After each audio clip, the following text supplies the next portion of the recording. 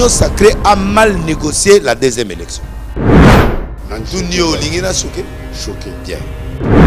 Bon, au moment Batubing na Congo balana évolution spirituelle. Le seul président Oyo na sa tâche qui n'a pas trop dit. Les présidents Félix. Na yebsaki bino pendant cette période là que ceux qui deux mandats ya président Fachi entourage na yeba facilité et tâche pour accomplir mission Oyo Nzambe atindaki. Prolongement que vous savez. La mission, il y aura prolongation du mandat. C'est-à-dire, il y aura changement des choses qui vont arriver. Mais il y a un combat entre la volonté de Dieu et la volonté des hommes. Kasi papa Roland Dalo a l'oba qui a rompé. À l'obi, mais Mikolo Batunion se bat comme. Mais à l'oba qui a aussi des mandats. Prophétie en Ouezaki verrouillé. Or, prophétie, ça a verrouillé. Or,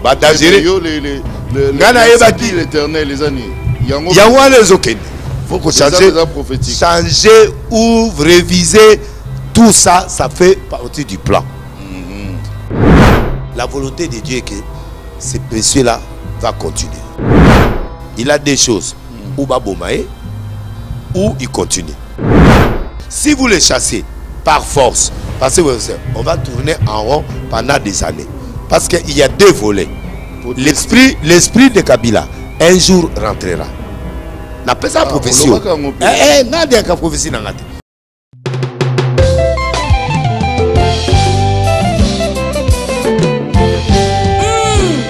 dans le Seigneur, Kobanga Nsambe nde ebandeli ya mayele. Tambola na Kobanga Nsambe nde okolata motoli. Alléluia.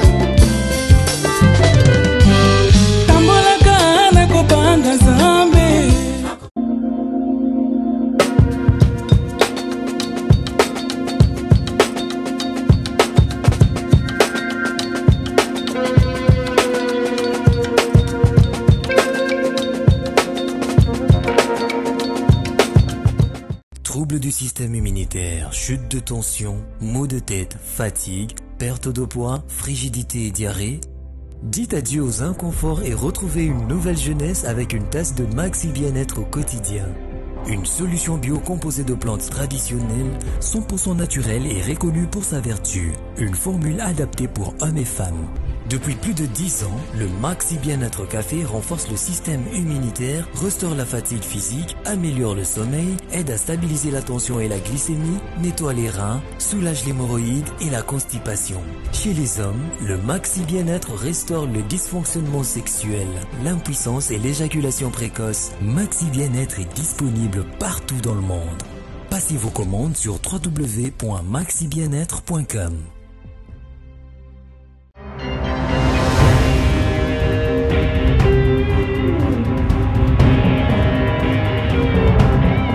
Mesdames et messieurs, bonsoir et bienvenue à votre magazine Dites-moi tout. Et comme je le dis toujours, que c'est le magazine de tous ceux qui ont quelque chose à dire. Alors aujourd'hui, nous avons un invité assez spécial. Il s'agit bien sûr du prophète de la nation, Denis Lessi, que vous connaissez. Il a accepté notre invitation. Il est de retour ici à Kinshasa. Prophète Denis Lessi, bonsoir. En tout cas, Oumeli Libana Mboka, Sigo Zongi na Kinshasa, Okuti Kinshasa, Ndengeni. Malili. Malili. Na Ndengeni. Kasi. Bisous te chauffage. On te tiki chauffage. Écoute. Et tu as la constitution.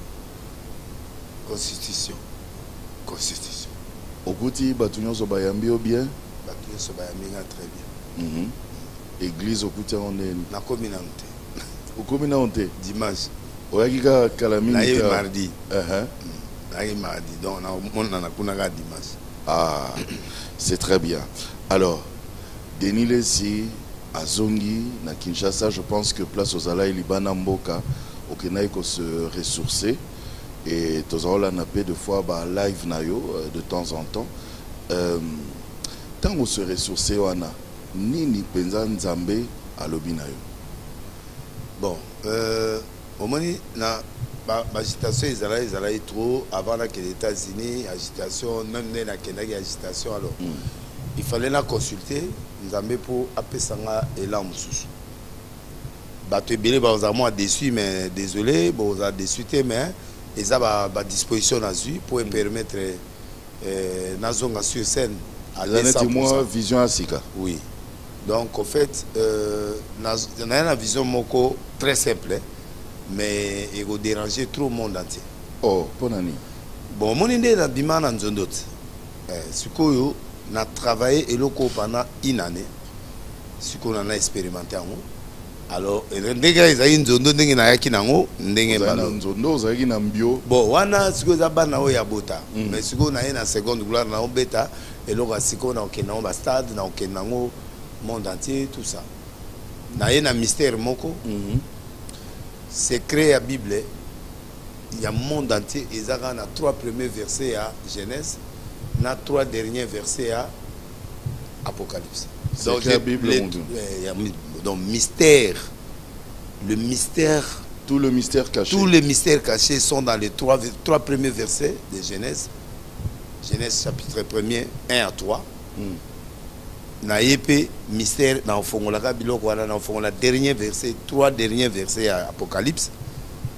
Oui, et souki le 3e verset souki na que la grâce du Seigneur soit avec toi. Il y a liboso et le but que au commencement il n'y avait rien, la terre était informe et vide. Et vide. Dieu dit vie. Que la terre était forme, il y a l'esprit de Dieu se mouvait au-dessus des eaux.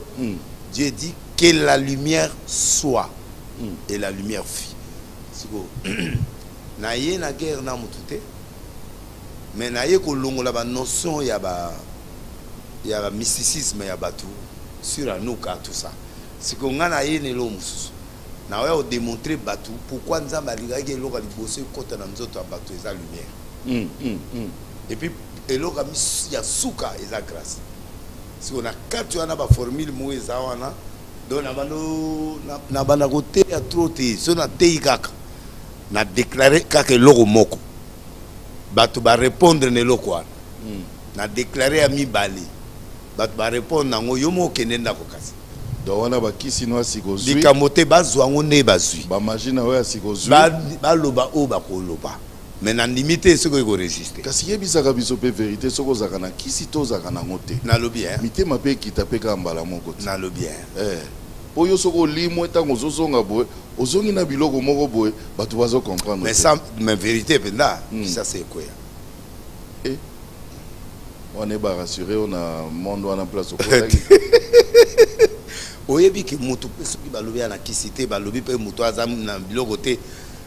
Il faut que batu ba mona ka ki au monde na zaki wana toza muntu mo mystique na sa mystique ya nzambe nga na prophète nation na za wana tala en tant qu'évêque nzamba pesa biso ka mission mo ya ko boma titola na se wana ko boma kaka ko boma monde à ténèbres bandandoki magistère tina se so mutakufa 30 secondes 30 secondes. Okay. Au prononcé à Koufi. Et donc, il est faible dans l'Iwa et Zamoutou. Donc, biso na spiritualité, auto benga bonzambe Jésus. Naïe na lumière wana, que la lumière soit. Ce que yo va assister à la première culte à dimanche, on est dans osala. Au moins, on a kana comme ça. Donc, que la lumière soit wanakasi lumière wanakasi yango na anuka kaka ya différence exacte différence c'est ça parce que anuka ezali science occulte anuka ezali tango ba Grèce ba grec ba domina ki Israël azaki na komba na ba na pour komba wana chandelier ezopela chandelier kufi et tikalika lampe moko mafuta pe sili mais lampe wana ekufate ti na fait un combat Israël a gagné ba grec tant a gagné bango sili lumière on etikala ki wana ne ba juif oyo na historique ni histoire na bango ba créer un mysticisme de ko bota manyoso ya kabal juif donc bokoko na bango kindoki na bango et uti wana donc jour wana nde ba bengi yango jour à lumière pour huile wana ici la été mais ba s'approprier nango nde ba kenango na kabal juif pe na ba niveau mususu pour ba travailler sur mysticisme ya Nuka. Alors Anuka na ekomi sikoyo ba mot clé ya occultisme et puis congolais a défaut moko so ata na kindoki te mais a copier kama kindoki ti ba commission ndoki oui congolais mais congolais ayiba ba mo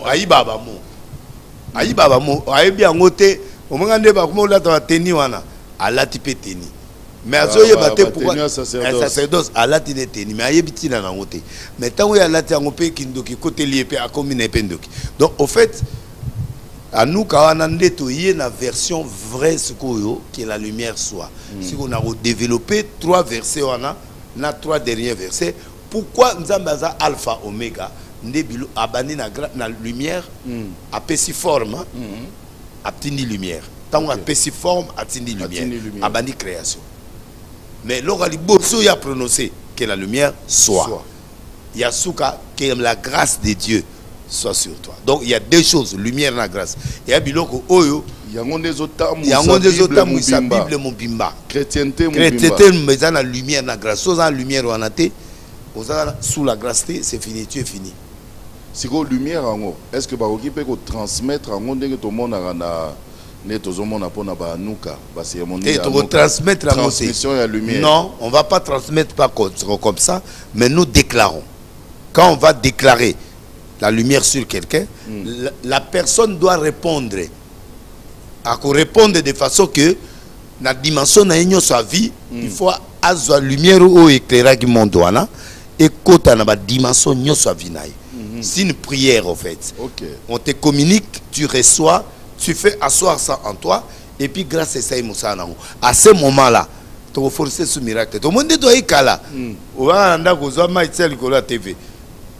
Na déclaré kaka bato babota batambola ba politique ba bon baraté pe bazaki mais en tout cas bato belé babione zayman kiona rien bato na ngande na combattre ngande solo la na bato wana ale bobeti jamais ngana beti inane na potote église mundela ole kana nzela na kotio na PC adresse na PC oya bango te oya lelo ya mama kiona na te to PC adresse to yebisa ndenge ezali toto zako l'école nga na uta bakanganga elama na miso natanga komba mutali bosona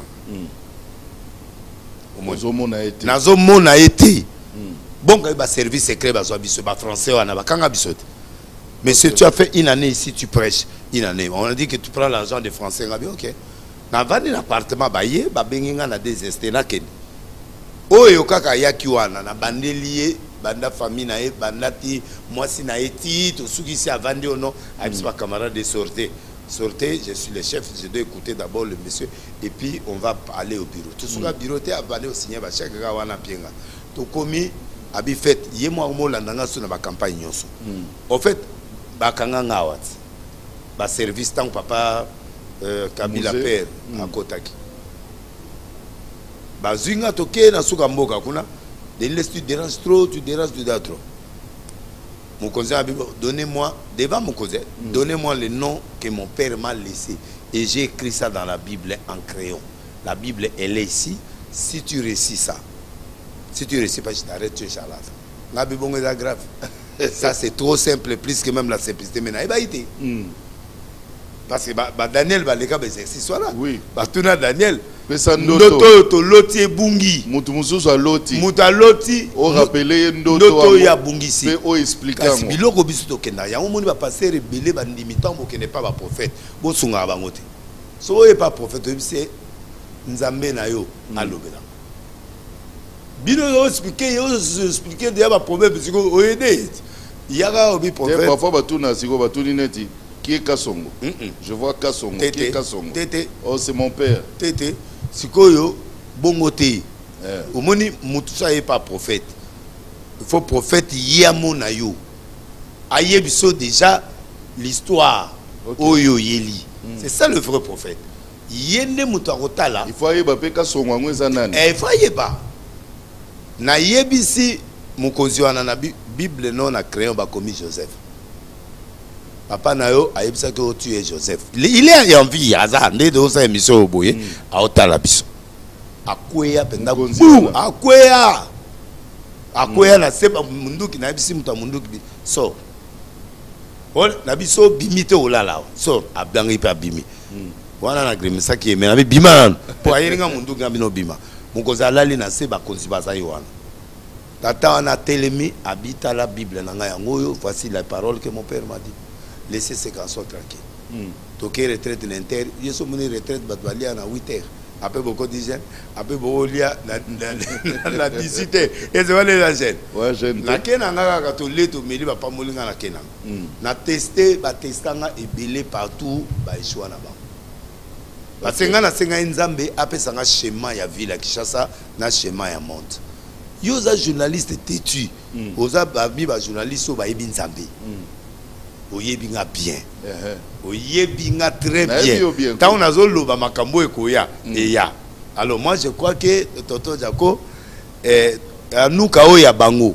na anuka oya biso est différent donc pourquoi Dieu commence par la lumière et termine par la grâce la grâce donc voilà les deux versets on a travaillé nango pendant année oyo mobile donc nouvelle vision et quand on dit ça va martyr et ton dit ça va tata Raphaël nazongeli nyonso nazongeli et anini par défi ou bien nzambe alobi nazongisa makamone na terrain po bato ya fo bakoti trop ok oui bato ya fo bakoti so dotiki bango baomela biso ok oui Congo ils ont souffrir parce que ba fo baleki beli parce que ce que vous avez peut-être par défi approuvé nini na sali 9 fois ça de martyr et au sala 9 fois na sali tata Raphaël plusieurs fois na sali mama Sina plusieurs fois Vélodrome oyo petit nanga oyo auto beta grand musicien auto beta na sala combien de fois ba veille to lemba to koma kuto sala ba kill donc moi je crois que biloko lelo ba musicien ba ouela pour basa ba stade de martyr biso salango donc tu n'as plus rien à prouver. Je n'ai plus rien à prouver mais nazoya ko salango po nzambe azongisa batu na ye gloire ezonge pa batu donc masengi na pesipe mbote na Patricia ba manisa na Fortune Mabusa Sarabola wana ba bureau nanga bureau mabanga toujours oui donc tu comprendre que nouvelle vision lumière sa lumière conformer donc création et puis la grâce. Wow. Parce que lumière est côté. Mouda mon a bien. À su forme. Il a retué à travailler bien et grâce et vandi. Au pas ma matinée. Na boy yo développé yo là mon tout au monde a levé ko beta wo dimanche à bangay. T'es na beta. Non.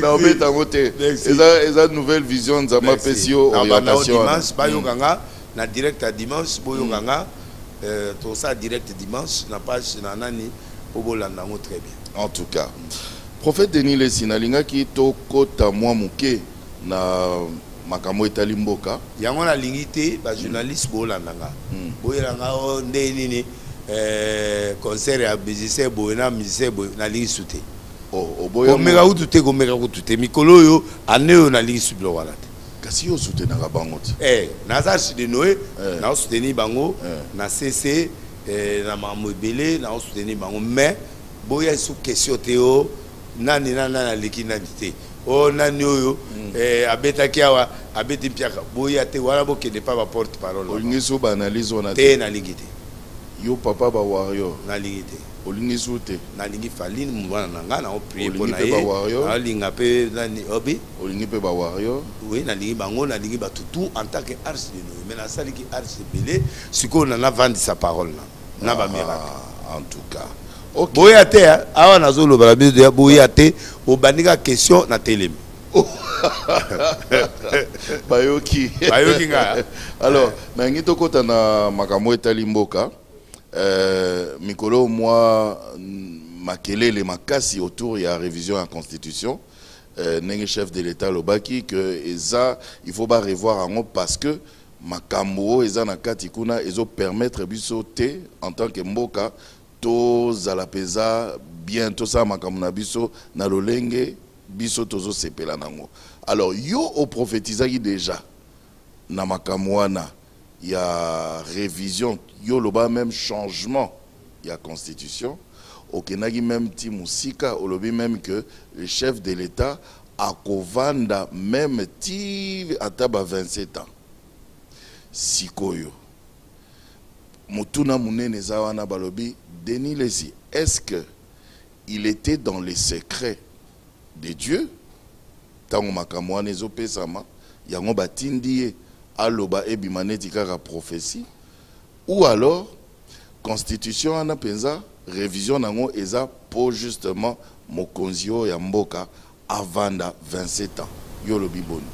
Bon, omoni batu mingi na Congo balanda évolution spirituelle te. Ba prophète belé basala bantidate biloko na TV so événement yé akeko sa émission mon vraiment légisa mo ya 2 ans. Mais prophète mon père lobaki yango makama constitution. Ezaka yo te. Yoka bana courage te. Bana courage te. Ba yaka soki essayer bimi ngana ye après balobi. Balobaka élection ko salate. J'avais dit l'élection sera là. Baloba loba ebele bo batu bayebi. Na sakola liwa ya Mose. Na sakola biloko ya braza na sakola batu bamona ndenge salema yo yebi. Bon. En fait, tant au président, le seul président Oyo n'a sa tâche qui n'a pas trotté. Et ça président Félix. Bien que to solo laka, bien que naïbi, mais on a sa tâche qui était Mobutu grand frère Zayoana, conseil. Les restes, la famille était Mosé, Nazaragiwana, Raïs Aye, Tozaïwana. Yekutu ebele lisusu donc oyo nde na kota itoté na lingai na za la plus spirituelle. Tant on a ça la campagne na LC na Paris. Campagne wana mutumo ya ye na yebisa président omoni moi na président oyo Tshisekedi akoma président. Tozala été te boza été na kutana kapé na mokonzo azaki avant ye na yebisa que ozala président Kabila azala président oyo ke tozala te bile bozala te mais azoyi bango na oloba na TV ezana mokonzi nyonso ya kamere bomone na archite bato ala nyonso wana babosha batu baleka na maboko nanga ba Jomindongala ba makambo ya go traverser ba nani olengankoi même bosha mokonomo na ebisi na bi okoma o mata 3 fois bi delese obi moko boy na pesa ba yombongo mais na moni ondri yo za so komi na ba posa mbongo omo créer makambo na tuni koma na mi na ebisa ki yo okoma élevé 3 fois abi menga na déter la cabinet chef de l'état yo yebisa ngane poso na ye akotsa nga mamo nga tuni mais fonction monsieur za mokili ote kaka cabinet alongwe ana comme président assemblée abengi nga bibo au 40e na bi 2e oloba yo poste mususu eza tête mais obosani que président assemblée l'église directeur cabinet oh oui mais il y a encore quoi nga bi mususu eza vous avez la vice ministre premier ministre a comment vice ministre intérieur 3 ekokite botuna ye naza TV azoyokanga parmi bato ba respectanga ba ye kamere combien de fois na ebisa ye na prison bakanga kembalo na ebisa ya obima jour ba condamné 20 ans na bia obima bato nyonso ba finginga même jour aux aolobaki a obima même ngana ndima yo pe ndimanga te mais abima te mais ye lokola za sensible la période wana atindelinga mutuna ya otika offrande ya confirmation atini sous deuxième fois on a séparé la période wana yangwana mais depuis à mati mikolo azokipenga mais ils a gravité mais ce qui est important j'ai reçu la mission du chef de l'État Félix Tshisekedi azali na mission moko même yemo ayebaki yango te. OK. Au moins na bana na nyonso wana bato mayele ya ba haut niveau bato baza mais yaza azana intelligence innée. Au moins intelligence ba Joseph bazali na ba kota ba classe T na benga ngo l'esprit supérieur. C'est une dimension spirituelle, il y a intelligence où ils fonctionnent en fonction il y a ba besoin na ba ndenga ko résoudre ba problème. Alors, il a ça c'est l'esprit supérieur. Oui. OK. Deuxièmement, l'esprit supérieur est au peso ba capacité mais ekotiko berer et belé ça les mapo et apprendre. Ah, ça dit nzamba gotiko na certaines erreurs mais erreurs sentimentales. Joseph. Mais ce que un esprit supérieur, on a boigné pesant Mounene, mais Salomon a 5 ans sagesse, a été l'homme le plus sage du monde, mais a découvert qu'il y a 6000. Ah, c'est ça. A commis 700 concubines, na 300 femmes.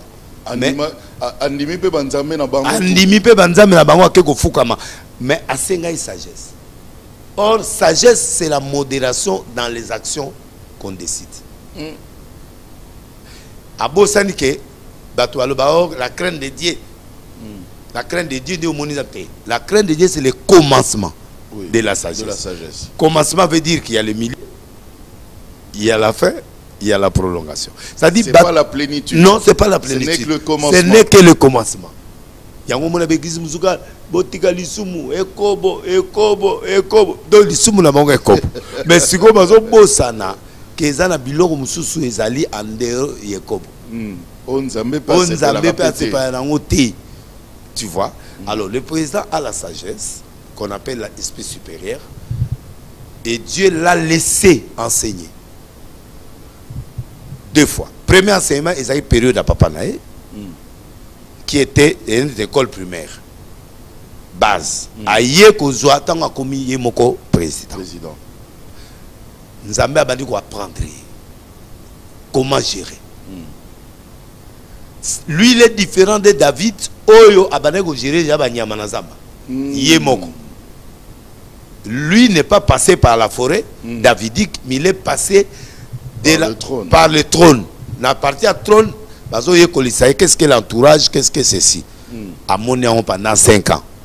Au moins la période où ça zo kota pendant na eloko to benga consultation. Ba camarade ba vandi, ba tsema bon na poche. Ba to ba fâché. Oyebi eza école. École. Parce que nous avons apprendre la patience. Mais au gros bête na héros na pedote lui dit bon ça tout ça na tongo remandement pesa. Mais aye amoni pe balali musu babandi abeta en kara ye mon président le Dieu les rattrapera. Maintenant les gens n'aiment pas ça. Lui vit dans Dieu va rattraper ces gens. Et il est faible, il est ceci, il est cela. Dès 5 ans, on a il y a eu beaucoup d'erreurs où il s'est mis tout autour de lui. Va faire perdre temps. Mais temps on a va faire perdre et pécier enseignement na grandeur. Parce que l'école Kibomango spirituelle est l'école nzambe yemozo forger yo. Selon méthode ya mboka na selon ndenge ya okende. Bato apesa ki attention ça ina nete. De rien, il est devenu ce qu'il est devenu. Na lobby na ye, même Roland Dalo a lobby que un des rôles oyo président Félix Aoussa na mboko oyo ezali ya kotia socle. Base ya développement, base économie, base. Effectivement, parmi rôle nzamba pesier, ils a rôle ya kotia socle ya développement, socle ya spiritualité na katia mboka. Il est le seul président qui a mené, nous avons été tous au stade, il a confié. Et le monde du science occulte, ma collègue n'a un monde entier, science occulte ba inaï. C'est ce jour-là qu'il a créé sa tombe pour son pouvoir. Le jour où il a pris le pays Congo pour le dédier à Dieu. Tokenaka biso nyonso na ba konde toke biso na ba marini mbula mo beta biso de 12h et 18h to sakramboka te to lela na se mbula mabanga papa tokende kaka so ezate jour au président il fallait aller bozwaka na bambongo bazwaka kaka boyo kazi ba passer bazwaka te bazwango tozwaka voilà c'est Raïs ko Raïs Touliat donc na sina loba eloko aussi loba alors tout mais et pesaka ekanda jour parce que batu baba tonda tina débordement mais Dieu n'était pas content de cette histoire. Oui, que vous les bandits de 12h, 18h. Et puis président, moi, il y a ce sous. Exact. Na tongo na butu il fallait pas kende pour pas que nous prier la président. Batiki biso batu sungana biso ba monde bozana. Bo bandai na débit ba pesi biso mbongo bolé ba mbongo bino bokaboli ba mbongo musu bo pesi biso rien. Pour biso kende oluka batu pour baya. Na yebse ba on a butu ala mi voulait obeta lobby. Na yena pe retard ta on a commis bona moni mbula e bandi mabanga elokana et rata président bo sala de prière na stade boko melanga prière on a botinela ngango na sambela na ndako me bo kota swawati les jours en rata o jour toto sacré pe mboka et simbati mais tango président Félix aye azumboka apese maboko ya nzambe ye moko parce qu'un président de la République, c'est un sacrificateur aussi. Oui. Okay. Mais David allait à peine des propositeurs. Oui. David a côté dans le temple, à Koko li a peine des propositeurs pour les alliés paix où il y a sacrificateur.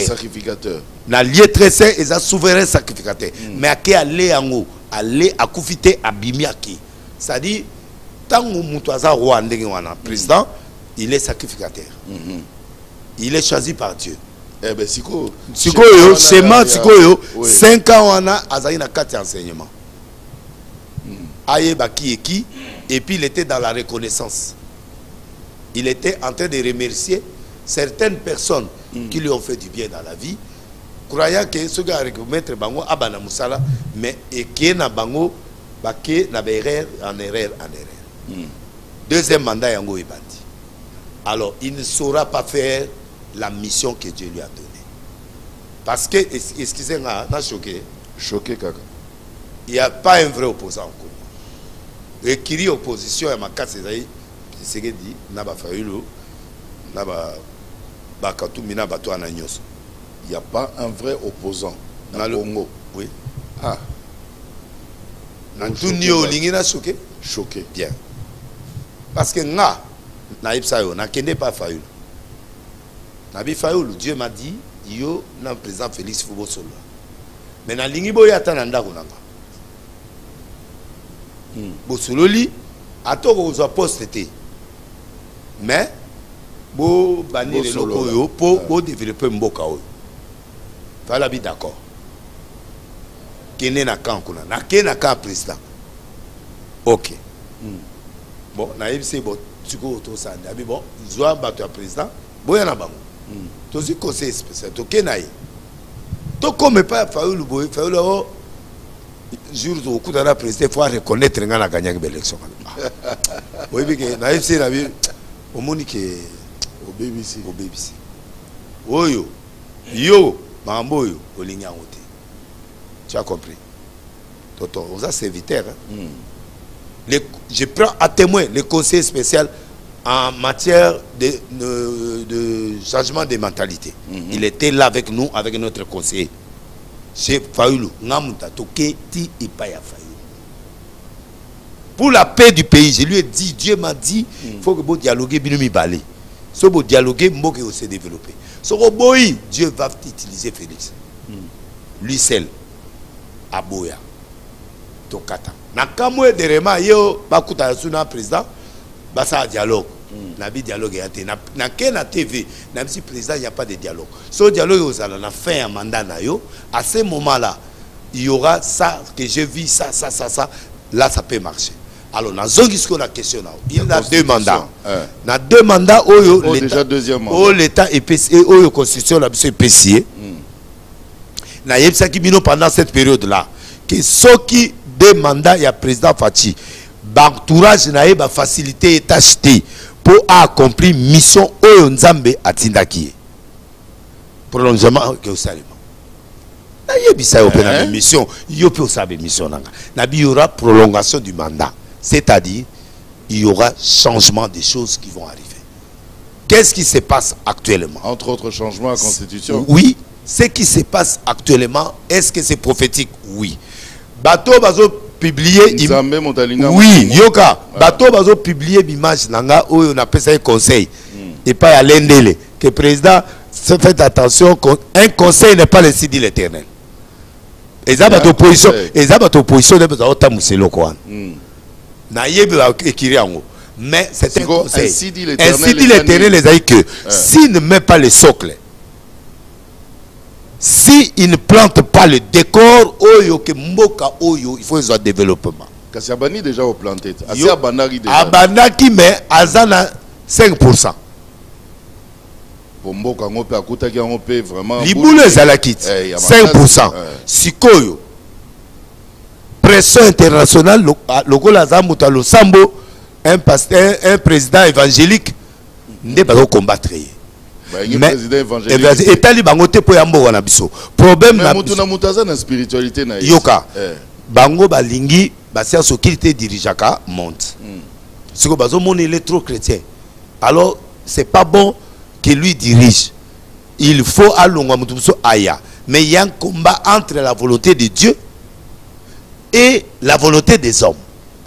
Maintenant ceux qui 5 ans a kosili saka ya ngote na niveau ya ben, par rapport à Gotia Basocle, quels sont les socles? La base qui permettre que le président ou Agoya n'a pas consommation Bagoya. Avant d'aller à ma bangawana, pe à Matsamir ou qui permettre le développement effectif et ça les manakati amboka. Kasi papa Roland Dalo aloba ki a rompé. Alobi mais Mikolo batunyo se bako. Mais aloba ki a osaka demanda. Prophétie en Goizaki verrouillé. Or prophétie ça a verrouillé. Prophétie ezalaka neske bandaka na esikanza balinge sani esuka yango na pesa ka conseil mingi aux apôtres so moni mo eloko consulter pe baninga pour permettre to discerner pour permettre avancement et salema. C'est ça. Maintenant, la volonté de Dieu c'est quoi? C'est que le président Félix doit mettre le socle et les bases. Les erreurs qu'il a commises, oui. En laissant certaines personnes piétiner la réalité. Parce que lui, dans sa tête, Dieu va rattraper ces gens qui font des erreurs. Effectivement, bah, c'est rattrapé à kaka. Alors, maintenant, bah, plan nyoso ya zo sala. Ils ont bah, parti à bah, plan, il y a bah, entourage, il y a comment on appelle ça? Bah, opposition. Opposition, bah, tu n'as pas wana ba benga l'union sacrée. L'union sacrée a mal négocié la deuxième élection. Dans les soucis de vous informer, divertir et vous former, Nouvelle Tendance, votre chaîne, met à votre disposition des applications, radio et télévision. Comment installer? C'est simple. 1. Rendez-vous sur Play Store ou App Store. Tapez TVNT pour la télévision et RNTFM pour la radio. Pour répondre à vos préoccupations, contactez les bureaux. Merci pour votre acte de bienveillance. C'est compliqué, en fait, Abraham... Comment ça? Mais Mouto Azana Seniwana. Kamuta Azam Moutou Oyo Kadima. Biso va te voter. Hein? To longoli Ronsa. Pour le bureau Ronsa, Ronsa a prolongement à Kabila. OK? A Outaïna vote ya Kimbangu. Kimbangu a désavoué politiquement, a désavoué, a présenté Biso Denis Kadima. Moutalongolagi Rosare Zanani. Moutakimbata Kimbangu. Ok? Parce que l'église est cotipée dans la politique. Oyoka makomena webso. Nazoka. Église ya kala tozayi libanda total. Mais si ko bis de koti. Église est coti politique. Te nazo loba po batwa yoka nga bien. Rosara longwe yatikali. Tango président Kabila azalaki na pouvoir batie nani comme ne batone nyoso achaki wana. Mais azori ma majorité na ya pété nyoso azuyango. Siko token élection oyo. Ce sont les amis du président Félix qui voulaient pas que le président Félix avec les DPS et des partis alliés aux 3-4 les amis du président Félix. Ça dit bah parti. Oui, bah parti. Honnêtement, et ça bah vrai allié à l'IDPS. Parce que la majorité partie au pouvoir, c'est l'IDPS. C'est l'IDPS qui doit avoir 300 députés. Sans négociation. Allié 3, 5, 10, 20, propose à monter. Ou bien vous en avez l'IDPS a 250 députés. Comme ça, 150 des avis mis allié direct. Mais la majorité a voté loi. Sans implorer quelqu'un. Alors, ceux qui te le disent, va triquer président. Président. Dieu m'a parlé. Aïbsi président, yo zala candidat qui a biso. Yo koza candidat IDPS aux autres diminués. Mais ça c'est la magie spirituelle et politique. Comment? Moutifa zana base. Nde na sa makelela na moi batunanga ta 30 bazana église. Oyo bako finganga, muta finginga ba défendre. Mais quand tu n'as pas une base, alors bah sali ke ba panza IDPS. Yango moni ba parti nyonso ezaki tout autour il y a président de la République, bah yemsi président Tolingako. Kanenge tata no azaki abandonné na tata za lo bak mumbu Kabila Tolingo akenda azao. Azaka journaliste boye papa comme Roya. Oui bien. Nani azaka na côté ya Bulungu so ba côté wala. Kike. Pour ça le Sylvisote voilà, Baye pas président dans le même discours. Or, président, il fallait consolider l'IDPS. Voilà, désir nécessité. Or, l'IDPS a 251 députés. Les lots m'ont changé. Mais Bango Basali que Basala Kiso Bazoba. C'est-à-dire IDPS 30 personnes, IDPS 60 personnes, et Oyo 30, 20, tout ça pour sa majorité. Yango Moni. Le président au pouvoir n'a pas l'influence de taper sur la table parce que Bakosiye na batunayo ana, ce sont des bateaux balingi basa qui sont pour maintenir président na pouvoir ataba au bengané jour baza na moya kolobela kai chaque fois. Yango moni basali gouvernement qui sont c'est-à-dire IDPS à 60 députés. À Sangisi yango moni pouvoir ata lingite caméra à la président assemblée. Du fait que Azaba député belé, il faut Azala. Ato lingité. Moutakatanga ana obache oza premier ministre. Normalement un premier ministre déjà batia kala. Ako ya lisute ko sala na Sénat. Et ce qui c'est moi je dis la vérité. Oya na Sénat osani. Po oza déjà premier ministre. Ato zaki bien. Qu'est-ce qu'on est structure mususu? Si tu mususu te nyonso ana omoni guerre zana Kivu. Soki guerre ekoti pe na Katanga. Et ça bien été pour Moutoua Rose dans l'assemblée, ce qu'on a Kivu, tout ça dans le Sénat, Moutakatanga, pour te conserver Katanga. C'est lui qui protège les frontières, c'est Dieu. C'est le même Dieu, oh, a Pessa qui est à consacrer Kimboka. C'est le même Dieu qui va prolonger sa vie. Batouba Zela qui va maladie naïe, Abela Koufa. Batouba Zela qui met Dieu transforme tout. Bakare Koufa qui n'a pas chauffeur naïe, tant Bakena Kivu. Babeta Massassi. Mais chauffeur a créé, mais président Félix est là. Donc bref, le président a besoin dans le beau Nzambe. Mais maintenant, il n'a pas su comment gérer ces gens en première position, dans le premier mandat. Nzamba formé, Siko à comprendre. Mais il comprendre Ndam na deuxième mandat. Au moni ne va trahir. Bango moko ba mi pesi ba po gérer kai. Tant que Sangani va comme fort. Alors le président maintenant il est obligé de composer avec tous ces gens pour qu'ils décident. Baza majorité mais majorité partagée. Ils ont IDPS mais ceux qui IDPS les roto loba makamo ya négocier. Yango zomona ke ba faiblissa qui IDPS. Yango mona ba parti mususu et yé pende bomi IDPS ba comment proposer ba to ba mbongo ti o mona IDPS et comment qui diviser. C'est quoi ainsi l'éternel mon cosimo IDPS à la prison. À celle elle est partie ba misu ba kenda na ba tata o azala premier ministre kala on a la tamane tu ana ni papa o wana oyibi te mboso te mbosa batuku na sepela ga zalati lelo po ingeza mamuso ingeza ti lelo te poani mais ils ont monté mamuso c'est compliqué au moins te président pour mbosa na ambition te batiaka on ne donne pas l'argent à l'adversaire, c'est-à-dire on ne peut pas mbanda yo ko sombele évidemment. Et c'est pas comme ça mbanda. Il y a des mbanda officiels, il y a des mbanda officieuses. Moutou a candidat net Kamere, a candidat, ceux qui changement constitution a candidat en 2028. Mon collègue le bateau changer constitution en Dima. Pour Ayebi que dans 2028 il y a un candidat. Au moins vous avez candidat. Te via Lemba. Tout le monde est via Tika. Lia Mela. Tika Makambe Kende Nengesokende. Yango moni ba forcer yeti yoso mona préliminaire na kati ya Congo. Premier formoni préliminaire dans l'assemblée et ça les méga malopo président Kangama qui est là au sein les athées. Si vous bana ba parti belé ba sali belé. Viens bossa ya boé ba ke na préliminaire à pas caméra lek. Si vous yo ça na erreur. Donc c'est pour dire que les communicants congolais à Mong, alingi Mong. À tous on a raison, on peut si on Mong voter. C'est on a solo bat.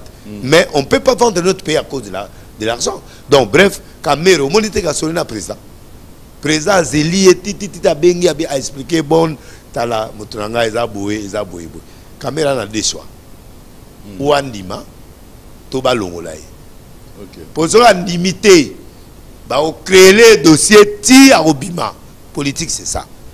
A obligé andima kaka changement ngo ya constitution après cet article là SO 212 et puis c'est là tout donc bref il faut changer à la réviser pour rejoindre nga or ba dangere l'éternel les années yango les okende faut que changer ou réviser tout ça fait partie du plan.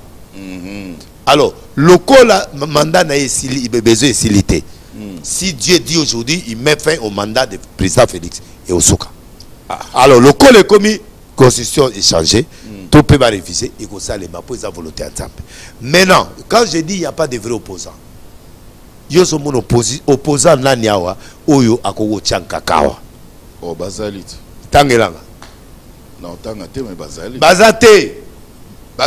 Parce que, Fayou, la Yepsi Batou, bon poser ma candidature dans la députation. Dans la dernière minute à changer. Ou à commis candidat président. Il y a que la présidence sans parlement.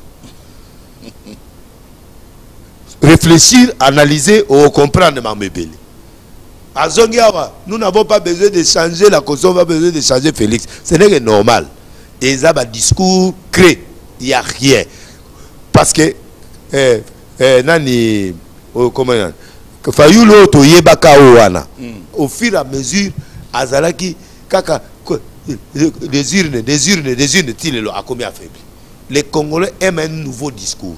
Si tu pérennises dans un discours qui ne fait pas évoluer la vérité des urnes, la vérité bango moko même veda mboga na kuna atonga te lote ngana mutabandu Fayou to linga ka na mouvement mais siko soto ke na réflexion ati ate école te ata pont mon côté ate lo remonter bon comme ce président Sunde au monde air mouvement zoya bo kabila zo longwa to tia batu bisusu bakota ndebiso tu batu ba bimisa kaka kabila bimaka ka po permettre batu asani bakota mais siko batu ba monike to lingi kabila rwandais bo fingi OK siko botie mona mboka siko oh, opposition, il fallait pas la opposition républicaine, bunda ensemble. Comme Dieu n'a pas permis, et belé ba hypocrite, ce papier mongo va changer. Voilà, alors, ce qui est bref, la volonté de Dieu est que ce monsieur-là va continuer. Il a des choses, ou babomae, ou il continue. Si la constitution change, et comme par exemple 7 ans, à raison de la sous-candidature. OK. Va voter 7 ans pour la première fois qu'on se change. Du régime à Sika. 7 plus 7, c'est combien? 14. Plus 10. Plus 10. Na yebisaki bango ke na suka ya mandat ya Félix a koma mokozi na organisme mongo international. A supposé a commis secrétaire général de l'ONU. A ça il soit tabac 3 ans, 4 ans, 27 ans et guidé. La prophétie va donner 27 ans. C'est-à-dire, ce monsieur-là peut travailler à une autre fonction, mais il peut permettre le développement et ça. Donc, vous avez le choix de composer avec le président Félix. Si vous le chassez par force, parce que on va tourner en rond pendant des années. Parce qu'il y a deux volets. L'esprit de Kabila, un jour rentrera. na pesa prophétie ngade ka prophétie na ngate ezonga ye soit esprit na ekozonga sikoyo nde tozaboye nde ozomona awa soki eloko eleki esprit Kabila pe osani ezonga. Pourquoi Dieu fait ça? Parce qu'il n'y a pas un nouvel esprit qui peut faire fonctionner le Congo. Bah, tous les gens vont comprendre. Place Kabila a joué qui c'est un rôle. Bah, tu peux comprendre. Mobutu, tu vas comprendre le rôle. Bah, tu peux bazoloba. Mais na yebisa ka bango. Et bien, Mobutu ça nene ezonga. Tant que Gozali banda ya mboka, le Congo sera dehors. Je sais pourquoi je dis ça. Un jour, tu as ton émission, tu vas donc le président Félix est encore là. Et puis, on sait qu'on a président. So ça discours, tout va tout dire aux questions de politique. Comment on a raté que ce qu'on continue? Il faut continuer pour nous embapper sur mission. Pour s'éterniser dans le pouvoir. Problème, non, c'est la diplomatie, il faut zapper diplomatique. Bon côté, il faut solo là, batu ba yebi na bango, batu ba na mission nzambe, ba yebi ke mutuana azalina. D'accord. Même Laurent Dalo Roland Dalo batu na eda batuana, balingité, mais le président Fachi doit finir sa mission. Yango Moni, le monde commence à faire ceci. Babani fausse campagne côté moi si ne ba sele la kamutu pour ba disqualifier. Oh bodio et bimi boy. Oh lo mo eza boy. Oh boy pour baba na disqualifier. To e bibino va disqualifier Maman Denise. Baba no sala tout ba disqualifier président. Santé boy na boy na bela raté. Même ngana ya ka des jours na beli. Donc au fait a okufandete. Na yebsa kabino que président a okoya boy maladi mo boy mais a okufandete. Au moment où on kende loka kingwa zonga ba finga nga yo ndoki monga professionnel zaka malade akenda ayela biso lo na kingwa il a des problèmes de santé aussi qui est normal parce que ambe mutu lokola mutu nyonso donc to prier pour naye to soutenir ye bandinga bo réfléchir au lieu boya réfléchissez ensemble comment on peut faire pour bâtir ensemble un nouveau Congo yango monaki na suka na lobai mandat moko ngesa le ma transition mo ngesa ma 7 ans. Et l'autre c'est le mawa 7 ans mon que zobima 7 ans na botuna nga prolongation na ebisa ko prolongation ko sala alors niveau to kendiawa comme président yemo a prononcé ngo il peut se prononcer so Monica Bouya telemeli loko c'est que yebe loko na et au sale mabo. OK bon makile ko tangate parce que to lembi c'est ainsi dit l'Éternel et ainsi dit l'Éternel puis to lembi ba to baliba créer ba trouble. Et puis opposant au ya Congo mususu soki moi likam bakimi opposant za la mboka net segede azalaki bakotindo mboka kende ko sa bilanga na mboka azongi mais opposant ya Congo moi likamuke pou bakimi libanda nazaki na confiance na papa na ngwa comme na Belgique nani comme MP nani comme nani papa o bakenda Rwanda mikole utole ka papa o MP papa nani MPT oui ba nga book église abato akena batama na église mo batumbaki na côté ya ozone kuna ake exil papa il fallait zala baboma yo awa c'est comme ça un opposant opposant il faut kufa na mboka ça va tout ce qui ça donc on comprend donc bango tout mona mo likambo akimi mo likambo akimi bon c'est vrai opposant pour opposant akimati avant d'en face il y a peuple baboma ye kaka baba na mibale wana le ba comme président na premier ministre na Sénégal mais ba wana bazo telemela ba France bazo sala donc bref opposant qui marati bazali na prison moko a posé candidature ba na prison si ba bimi ba président donc moi je crois que na choqué bino opposition malonga na Congo ezate les oppositions ya libumu parce que un vrai opposant ne peut pas trahir ses idées. OK mais ba kutana na bango bato na nyoso mona na ba kutana. Donc il faut tout so kutani na ngate okutana Jean-Pierre na kombo a président so okutana Jean-Pierre Bemba te okutana logo o mete Jean-Pierre Bemba lobi que l'église catholique kutundenge za la batinda ba 1 million na ba parios ba siliki mais tout moni déjà IGF atindi document pour que nous respecter bisika 1 million que c'est biso na réveil ba pesa biso ne toko fâché pe ne tozabo to fâché alors catholique bino mona apete que boleki ba tout non nous sommes égaux. Milonde bozi avantage mais koto bozo finga avantage bozo finga boza la bato liboso bozi avantage après bon réfléchir Au lieu de faire révéler bateau, bon réfléchir que non les aboués c'est vrai. Tato yo peut banda to banana mobutu. Ba pia biso ba terrain mais tato au moins atindi biso moi par heure c'est moko 1 million ce qui moi. C'est belé. Et diocèse c'est papa 1 million. 48 millions sur combien de diocèses c'est ça? C'est belé quand même. Hein? C'est belé. Les 1 million de camarades non. Donc il faut te soutenir vision, il y a chef de l'État. Vision, il y a chef de l'État, il faut changer ou réviser, moi je m'en fous. Mais ce qui est vrai que c'est l'incendie. Donc il faut pas si on va entrer dans un tourbillon. Oui. Dans le but de passer dans zone de turbulence. Alors dans la zone de turbulence, là tu as ceinture. C'est-à-dire il faut se préparer. Il y aura les milliers de pasteurs au monde, présents au monde tout autour de la ou banayete.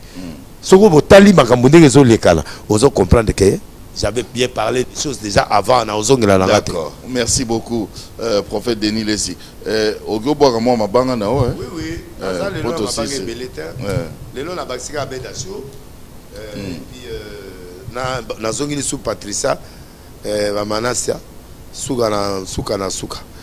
Fortune Mapoussa. Souga la break, va pas open la beauté.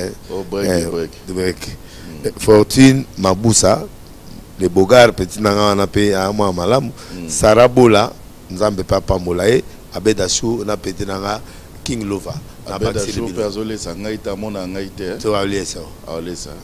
Am mutema malam. En tout cas, wa mutunao. Vraiment. Abedachou mutunanga. En tout cas. Prophète Denis Lessi, merci. Oui. Mais au beau sanit. Mais oui, mais parce que bon, temps et Sugi bon,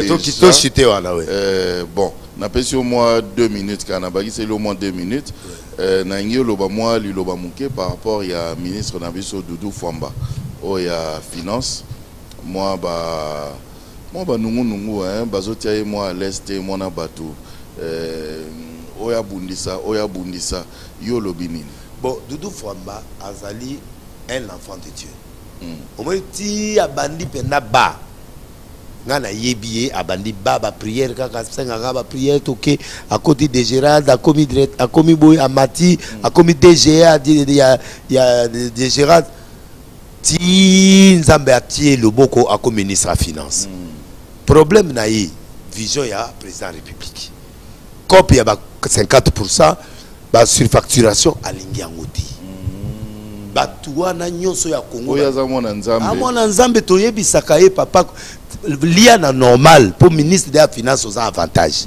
Okolia kaka olala nzalate. Okolia biso pe batu na yo tokolia. Komeka kotia liboko te. Surfacturation te net toyoka ki libulu 129 000 pendant que libulu toti molanga na ba parcelle na biso 15 000. Alors, Yesiko a continué. Pour président Lingimbo Kota, voilà vision chef de l'État. Allons la Moyibi. Dieu ne prend jamais un innocent coupable ni un coupable innocent. Bagolia a été. Bangonde Baokufa. Toute arme formée contre vous sera nulle et sans effet. Pourquoi? Que tu ne sois pas dans ces choses-là. C'est vrai, mais la vérité est que yé nengazawana au sekipoine. Et c'est mon tête ngouba batale na muno. Ça que ça bolé au tête moi denguba et c'est ça problème. Ba okangote quand même. Mais na tindi asala mabete mais na lubika rake mon tête ngouba batale na muno côté parce que ça avantage musu ça lié en tant que chef. Donc nengezaona akanga motema so bato ala ba nyongo bayaka ona na nyonga 10 millions yo zwa 5 millions 6 millions yo zwa 6 nga 4 mais bimisela ngambongo eza priorité te na l'air wana akoki ko sala ngote akobimisa mbongo no avec cahier de charges ndenge makambo ezo 5. Alors comme il est trop honnête, moi je le connais, je témoigne parce que je le connais. Et puis na yebi bato bazo déranger wana na manotanga bino moko parce que botika asala musala bolingi surfacturation mboka mo bolingi se développer mais bondima azongi si bino ba salaire attends ezongi salaire ezongi na temps à pied 5 milliards et pas gouverneur 5 milliards de dollars et pas Daniel Bumba oui comment la Daniel azo lelaté mbule zo bebisa ba programme asa azumbongo ba pesi mbongo famba pesi mbongo Est-ce que mvula ndeko mosale mabe so babani misala mvula bandi so babani misala mvula bandi ande ozomona azolela na ba top Congo partout pour mvula on dirait bazo tindikele ba mvula na ndenge ya butu to yebite alors eloko tozo senga boy il a à kotaki azu maîtrise azu maîtrise à libulu mais alingi volté alingi moyebite to sengi vraiment na mokozi ya mboka a appuyer parce que biso tozana se tozomona d'accord alors batu nyonso wana bozo luka ba pétage na bino ya okende kolia lia ba mongo ba kata ba pourcentage et pas ya Doudou Fwamba te Bobo Salango salama kamuno netete yepa osala musala mwana nzambe bobe bise fwate voilà toujours na sima il y a vision il y a chef de l'état sima biso nyonso toza obligé parce que c'est prophétique voilà allez moi je vous dis merci de nous avoir suivis les questions na Bible que bozanango et belé question et puis nous allons organiser une autre émission pour rappeler l'homme de Dieu, Denis Lessi, qui d'ailleurs accepte de répondre à toutes vos questions. Merci Banakin, Bana monde entier. Merci bien-être. Sougala café, logo na meli logo mais logo est amabé. Il y a bien pour la panne technique. Mais quand ça les langues on ndenge mabete ça les langues pour na mama ba célibataire to lingi bino ate so maka boma mukolo bala pourtant mzo ba produire ngo soute merci bien-être yango yo lukango benga ndeko nanga alendele ye mutu ayebi esika ko fournir yo autant que tu veux $35 ezebele na kati sobo melika moko de jour bien mais hémorroïdes banini tout ça bilialia vanda musala banini et réparer au système ya break et réparer au pe fonctionnement ya break de break donc et pe son fonctionnement ya bien to comme ba congolais toujours gagner ba match on va défaite va pas technique en plein match c'est pas bon zongela et loco ngana c'est éviter de dire surtout ba pasteur bodingo mela boyawa Bobenga pena alendele na numéro na ye pour bobenga pour boze loko c'est important traitement poison anti-poison yango yo ne ba mususu meli yango avant kende obima o mela melango ça a des jours ata batele loko moi cuire mon corps c'est bon oyo pe anti-poison donc soko ata izana kati et longolango alendele mikolo somme n'habité mindele yango ba pese biloko ba udia po biloko yango bendeza ya solo mikolo bachaka poison à toi famille te à toi problème na mututé jalousie car donc ba produit yango y anti-poison oyo pe anti-poison donc benga alendele à partir na ye ayimdeni oya ozwango nzambe na nga pambola bino mi batela mboke komi biete batwa komi na jalousie oyo tozo comprendre de souté bana mike bazo kufa mikolo bazo kufa ba otiana bana bébé ba poison donc toujours zala nanti na ndengana nga ngana ndako c'est bon. Que Dieu vous bénisse. Bien-aimés dans le Seigneur, shalom. À vous qui ont un grand cœur. Bino bao mitema nzamba pesa bino mitema malamu. Mitema kusunga. Fondation Alendele na orphelinat Christ Rédempteur bana posa na bino. Bana posa lisungi na bino. Bano baboti bakenda. Bano bazala moya kotanga te. Bato bana besoin lisungi. Bino bato wala mitema malamu. Toana posa ya bisungi na bino na orphelinat Christ Rédempteur la katia fondation Alendele. Kanise loko. Eza yondolo bakie. Ozanzambe ya bana bitike. Yo mokolo bakie. Osungaka basi bakufela mibali. Pona nini pasi ya boye nzambe. Ils ont besoin de vous, de votre pain, de votre bouteille d'eau, de votre soutien. Et ça serait une bénédiction pour vous et pour votre famille. Que Dieu vous bénisse.